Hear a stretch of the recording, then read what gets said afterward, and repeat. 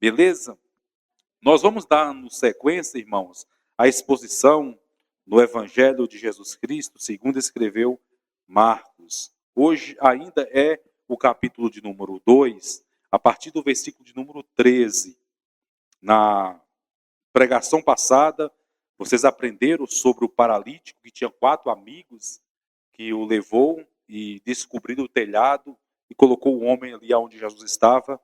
E a coisa mais importante foi: perdoados estão os teus pecados. E depois ele então diz para ele levantar e andar. É Marcos capítulo de número 2,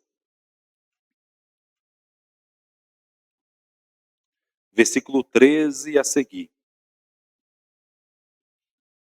Diz assim, irmãos: de novo saiu Jesus para junto do mar, e toda a multidão vinha ao seu encontro, e ele os ensinava. Quando ia passando, viu a Levi. Levi aqui é Mateus, tá, irmãos? Viu a Levi, filho de Alfeu, sentado na coletoria e disse-lhe: segue-me. E ele se levantou e seguiu. Achando-se Jesus à mesa na casa de Levi, estava juntamente com ele e com seus discípulos muitos publicanos e pecadores, porque estes eram em grande número e também o seguiam. Os escribas dos fariseus, vendo-o comer em companhia dos pecadores e publicanos, perguntavam ao seu discípulo: por que come e bebe ele com os publicanos e pecadores? Tendo Jesus ouvido isto, respondeu-lhe: os sãos não necessitam de médico, e sim os doentes. Eu não vim chamar justos, e sim pecadores, ou barra pecadores ao arrependimento. Amém. Vamos mais uma vez orar, irmãos, para que Deus nos abençoe, para entendermos o texto. Querido Deus, eis aqui a sua palavra. Ela é viva, ela é eficaz, ela é inspirada, não é palavra de homem. Embora foi o homem que escreveu, mas ele estava completamente dominado, inspirado pelo Senhor ao escrever essas verdades aqui. E nós pedimos ao Senhor que abra o nosso entendimento, os olhos do nosso entendimento, traz luz à nossa mente para compreendermos a palavra do Senhor, não só compreendermos, meu Pai, intelectualmente, mas que essas verdades aprendidas vai para as nossas ações, para nossas decisões, que nós possamos viver de acordo com elas. É o que nós te pedimos em nome de Jesus Cristo. Amém. Glória a Deus. Irmãos, no versículo 13 diz assim: de novo. Isso quer dizer que era uma rotina de Jesus fazer isso, sair para pregar, ir nas aldeias, na beira da praia. Jesus ficava o tempo todo andando e as multidões iam atrás dele, e quando ele chegava lá já tinha uma outra multidão esperando. E nessa altura aqui, Jesus ainda não tinha escolhido os 12 apóstolos. Parte deles já seguia Jesus, mas um outro grupo ainda vai ser chamado depois. O próprio Levi, que nós lemos aqui, Levi é o apóstolo Mateus, ele chama Levi também.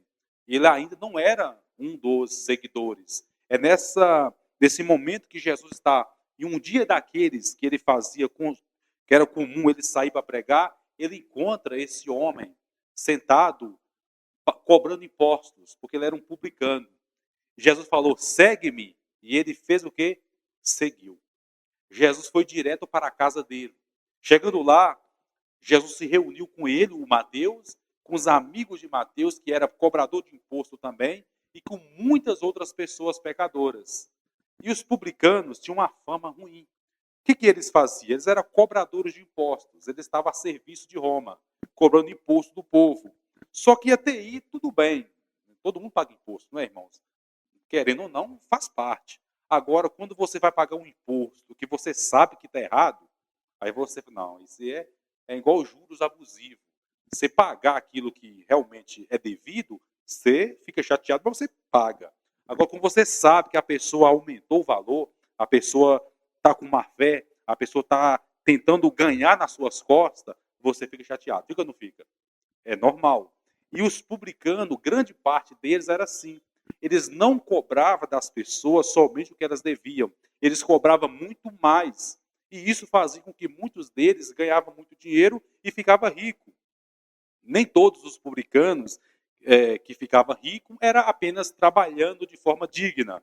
Parte da riqueza deles vinha dessa atitude de lesar as pessoas. Quem não se lembra de um publicano famoso chamado Zaqueu? Já ouviu falar do Zaqueu? Isso está em Lucas 11. Ele era um dos publicanos também, e ele ouviu falar de Jesus, ele queria conhecê-lo, e como eu falei, Jesus, como o Lucas me falou, era muito famoso, irmãos. Ainda hoje é a pessoa mais famosa. Jesus não andava assim, sozinho, solitário, não. Quando ele começou a pregar, as pessoas apertavam ele. Lembra, só para dar um exemplo aqui, a mulher do fluxo de sangue tocou nele. Alguém me tocou. O que Pedro falou? Senhor, a multidão te aperta. Ou seja, todo mundo está tocando no Senhor. Só pergunta quem tocou. Então perceba que quando Jesus saiu para pregar, era muita pessoa apertando ali, era muita gente. E o Zaqueu, como era baixinho, irmãos, naquela época todo mundo era baixinho, sabia? As pessoas começaram a crescer. No meio do povo judeu ali, irmão, não era comum pessoas altas, não. Se era natural todo mundo ser mais baixinho, imagina o baixinho dos baixinhos, né? A Bíblia não usa a palavra não, né? Mas eu acho que já existia na época. Já existia não na época. Talvez os baixinhos eram os anão, né? Que a Bíblia não quer falar. Mas ele era pequenininho e ele correu na frente, subiu numa figueira para ver Jesus. E antes dele ver Jesus, Jesus viu ele e falou assim: Zaqueu, desce, hoje convém posar na sua casa. E ele desceu, irmãos. E para resumir, na casa do Zaqueu, o Zaqueu está completamente convertido, completamente rendido a Jesus. E ele fala assim: eu vou distribuir meus bens com os pobres. E se eu roubei de alguém, eu vou devolver 4 vezes mais. Esse é um ponto importante sobre o verdadeiro arrependimento. Arrependimento, irmãos, não é só se arrepender do que foi feito lá atrás, das coisas erradas que falamos ou que fizemos. Arrependimento também é tentar consertar a bobagem que nós fizemos lá atrás. Eu sei que às vezes não dá. Tem situações que o que foi, o que passou, passou, você não consegue voltar, você não consegue mexer, é seguir em frente. A gente sabe disso, né, irmão? Tem situações que está fora do controle, você não pode fazer mais nada. Mas tem situações, irmãos, que dá para fazer. Isso chama restituição. Deixa eu dar um exemplo aqui. Imagina que uma pessoa lesou a outra financeiramente, deu um prejuízo a outra pessoa. Aí ela se arrepende. Oh, meu Deus, eu fiz besteira. E se arrepende. Aí, nesse momento que ela está arrependida, ela tem condições. O que ela tem que fazer? Eu vou lá pagar minha dívida. Eu vacilei naquela época, eu vou voltar lá, eu vou consertar. Quando dá para fazer, tem que fazer. É o que Zaqueu está fazendo aqui, está preocupado. O arrependimento dele é tão verdadeiro que ele não quer seguir daqui para frente apenas, esquecendo o que ele fez lá atrás. Ele quer voltar lá atrás e consertar as bobagens que ele fez. Então tenha sempre em mente isso. Quando dá para você voltar lá atrás e tentar consertar, faça isso. Ah, não dá. Então não faça, não faça. Entendeu? Então arrependimento tem a ver com restituição. Eu vou restituir aquela confusão que eu arrumei, eu vou lá e vou pedir desculpa. Aquela situação que eu causei, eu estou arrependido? Estou. Mas não basta, eu quero voltar lá e tentar resolver. Sempre quando acontecer alguma coisa assim, você pensa, eu consigo mexer nisso aqui? Consigo, então eu vou. Eu consigo resolver? Não, então não está mais no meu controle.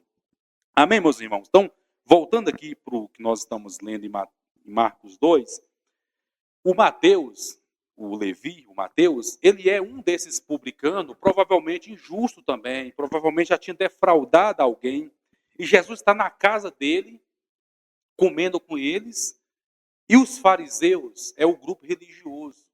Os fariseus, irmãos, se você vivesse naquela época, o povo que você mais ia, de certa forma, valorizar era eles mesmos. Eles tinham as aparências certas. Eles eram religiosos, mas não é que eles eram, como é que eu vou dizer? Eles tinham boa intenção. Eles tinham boa intenção. O apóstolo Paulo, quando vai falar dos fariseus, dos judeus de modo geral, fala assim: eu dou testemunho de que eles têm zelo por Deus, só que eles não têm entendimento. Eles são sinceros, só que eles não têm entendimento. Então, quando eles fazem o que eles fazem, é porque eles querem de fato agradar a Deus, só que eles fazem sem o entendimento. E Paulo está preocupado com isso. Paulo quer que eles sejam salvos. O próprio Paulo, lembra que ele era um assassino, perseguidor da igreja?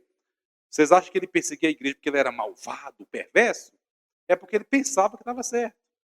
Na cabeça dele, ele estava trabalhando em favor da verdade. Então, os judeus, eles tinham aquele zelo por Deus, só que não tinham um entendimento.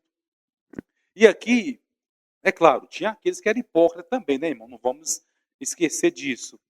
Os fariseus, vendo Jesus na casa de Mateus, e com várias pessoas não religiosas comendo com eles falaram assim com os discípulos de Jesus: seu mestre come com os pecadores? Jesus, ouvindo, né, sabendo de tudo que estava acontecendo, ele chegou para os fariseus e falou assim: eu não vim, os sãos não precisam de médicos, e sim os doentes. Eu não vim chamar justos, eu vim chamar pecadores ao arrependimento.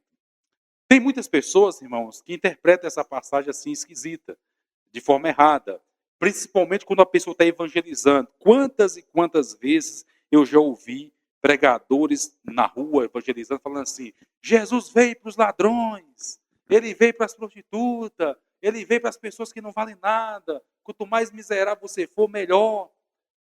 As pessoas focam nisso aqui como se tivesse uma preferência de Jesus por essas pessoas. E esquece o contexto. Não é que Jesus veio para essas pessoas toda errada aí. Ele veio para nós todos. A ideia aqui é: não há nenhum justo. Salmo 14, irmão, versículo 2. Deus fala assim, o salmista fala assim: o Senhor olhou do céu para a terra e não viu nenhum justo sequer. Não há quem entenda, não há quem busque a Deus. Não há nenhum. Aí você vai para Romanos 3, versículo 10, Paulo cita exatamente o Salmo 14, dizendo: como está escrito, não há um justo sequer. Então, na visão de Deus, a humanidade não tem ninguém justo. Então, quando Jesus fala assim: eu não vim chamar justo, ele está dizendo o seguinte: não existe ninguém que é justo. Só tem pecadores. Só que os fariseus se achavam justos. Eles tinham a justiça própria. Eles olhavam para ele e falavam assim: nós não precisamos, nós somos capazes, nós somos obedientes, nós guardamos a lei, nós somos religiosos, então nós somos os nossos salvadores. Se você estivesse lá, nesse momento aqui, você ia perceber um certo tom de ironia de Jesus, quando ele falou assim para os fariseus: eu vim chamar pecadores. Ou seja, vim chamar vocês também, que são pecadores. Mas já que vocês se acham, já que vocês acham que vocês não são pecadores, então eu não posso fazer nada. Eu vim chamar os doentes, todo mundo está doente espiritualmente. Eu vim chamar eles. Mas já que vocês se consideram saudáveis, puros, então eu não posso salvar vocês. Eu vim salvar os pecadores. Aquele que não reconhece que é pecador, obviamente não pode ser salvo. Entendeu, irmãos? Quando ele fala assim: eu não vim chamar o justo, porque seria muito esquisito, né? Vamos voltar aqui. Jesus veio para os ladrões. Eu não sou ladrão. Ele não veio para mim. Né?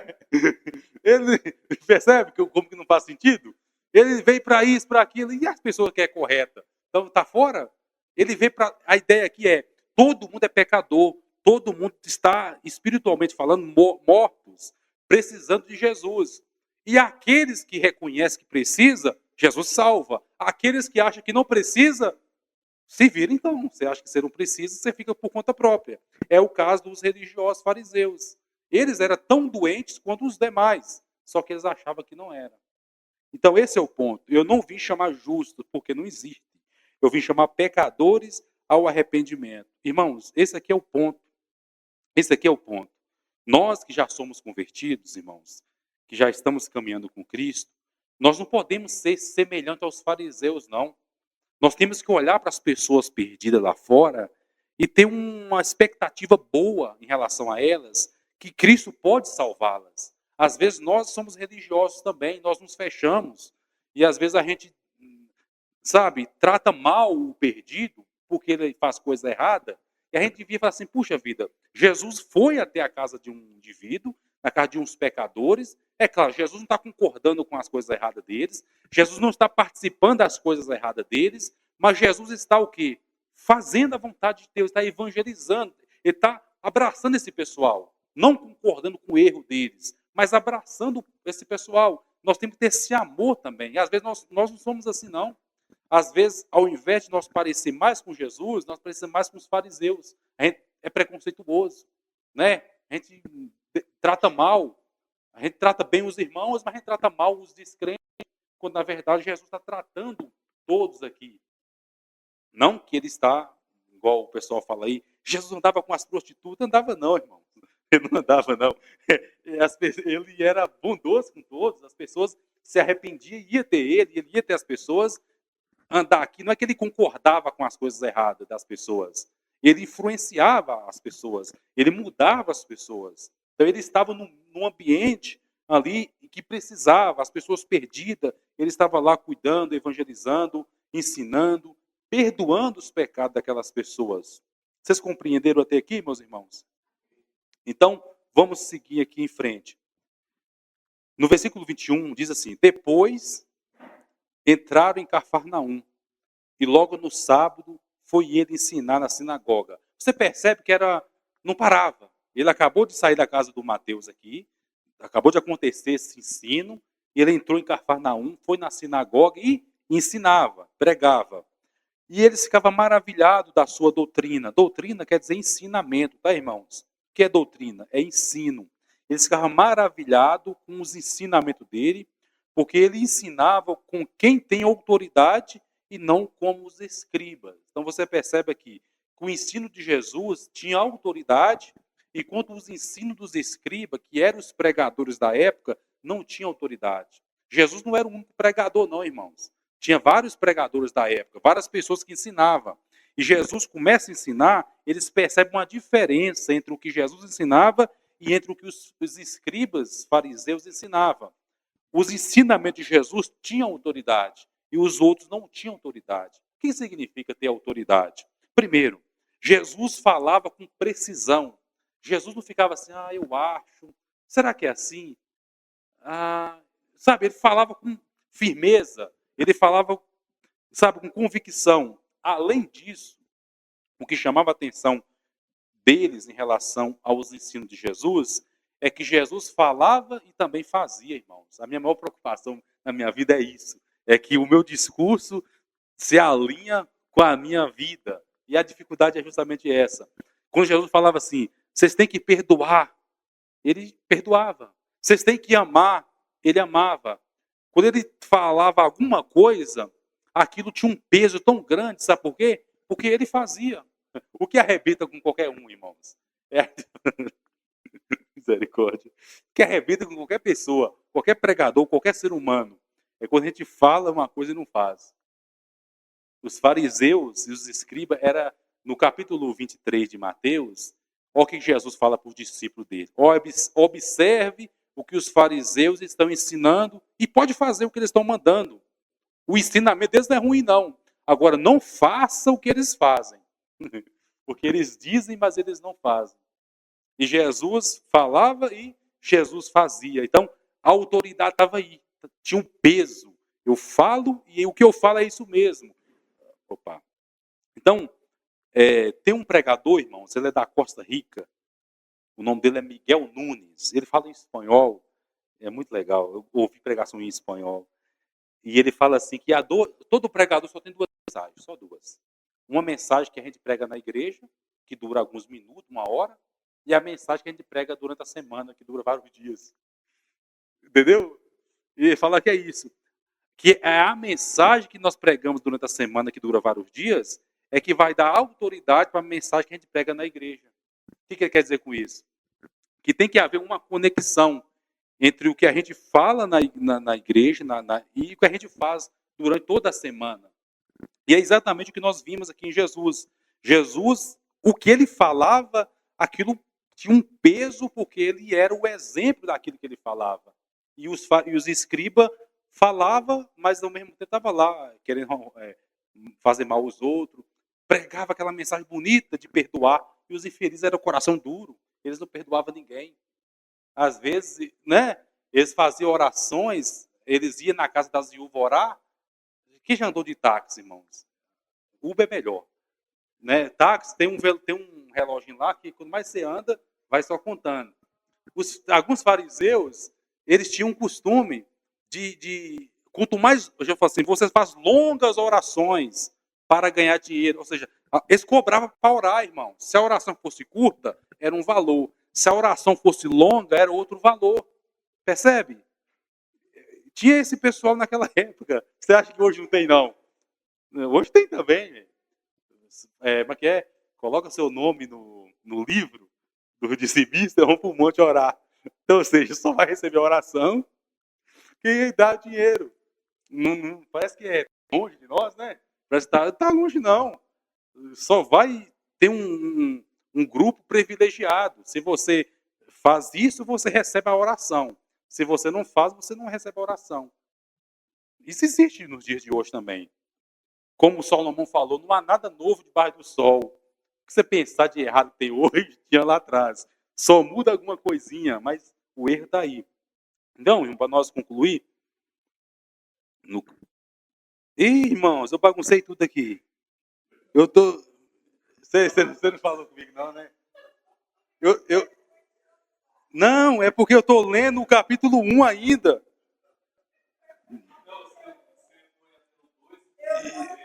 E vou... Gente, perdão, por isso que eu tava. Aí eu voltei pro capítulo 1, versículo 21. Essa parte da. Olha só, rapaz, que eu falei assim.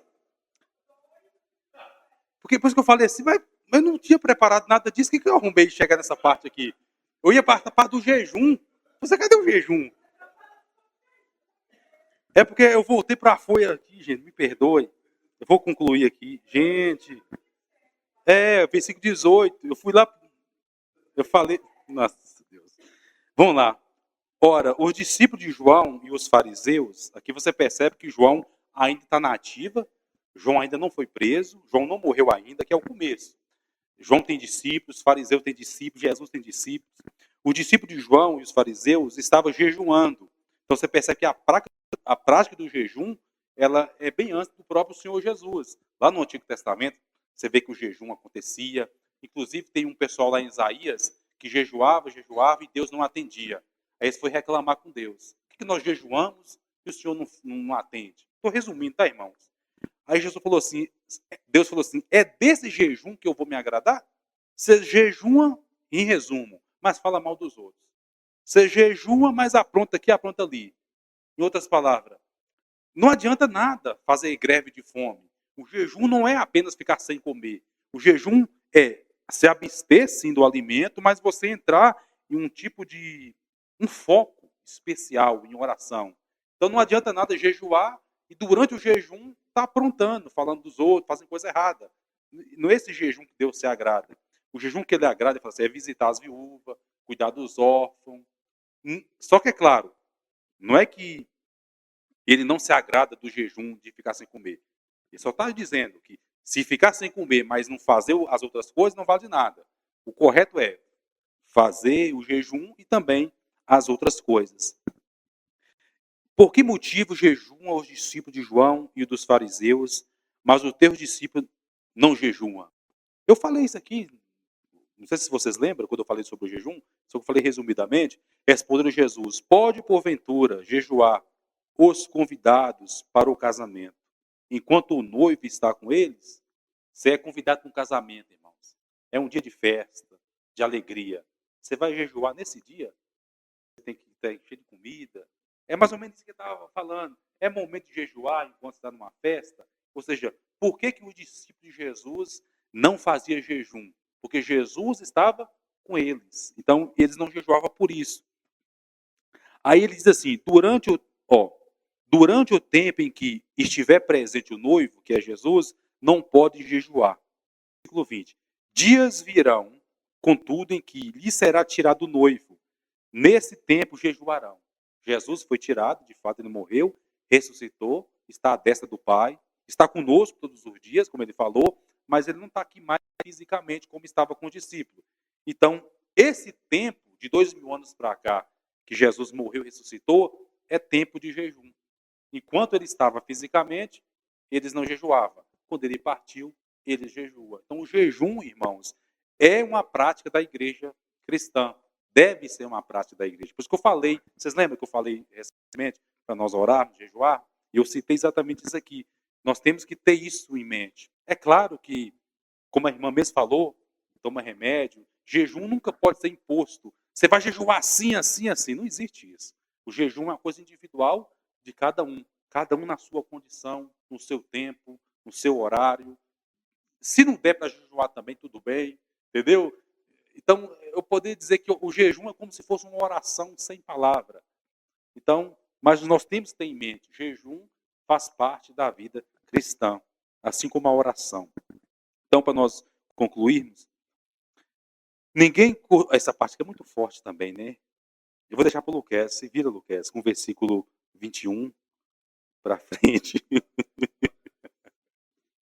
Então, irmãos, para nós encerrarmos, como vocês. Isto. Luquez vai. Essa parte, Luquez vai gostar muito dela. Ela é mais filosófica, ele vai falar muito bem aí, você vai ver. Então, o que acontece?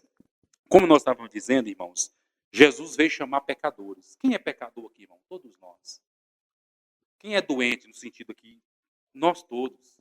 Então, ele é para todos aqueles que reconhecem a sua necessidade. Quem procura médico é quem, opa, eu estou mal, tem que ir. Eu tenho que ir. Né? Isso, quando a pessoa tem a consciência que ela precisa, ela não vai. Agora, quando a pessoa está doente e ignora, é o que acontece com o mundo. Eles estão doentes espiritualmente e ignoram. Poderá Jesus ajudar eles de alguma forma, se eles não for até ele? Não. Pode alguém ser ajudado indo no médico? Claro. Então ele veio chamar os doentes, os pecadores, dos quais todos nós somos. Então nós sempre, quando olharmos para uma pessoa lá fora, pensa nisso. Jesus veio para mim, também veio para esse camarada aqui. Eu não posso odiar essa pessoa. Eu não posso, sabe? Se Jesus morreu por essa pessoa também, quem sou eu para maltratar alguém por quem Jesus morreu? Por isso que o cristão maduro, irmãos, ele é diferente mesmo.